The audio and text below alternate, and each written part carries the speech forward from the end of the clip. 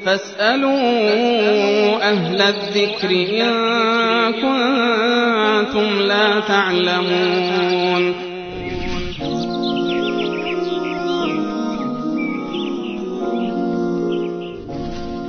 بیننده در رابطه با استمناء پرسیدن که آیا شکننده روزه هست یا نه؟ بله، استمناء یا خروج منی که به صورت قصدی و عمدی باشه شکننده روزه هست، یکی از مفطرات و شکننده های روزه هست و حکم شرعیش این است که این خودش اساسا یک گناه هست. این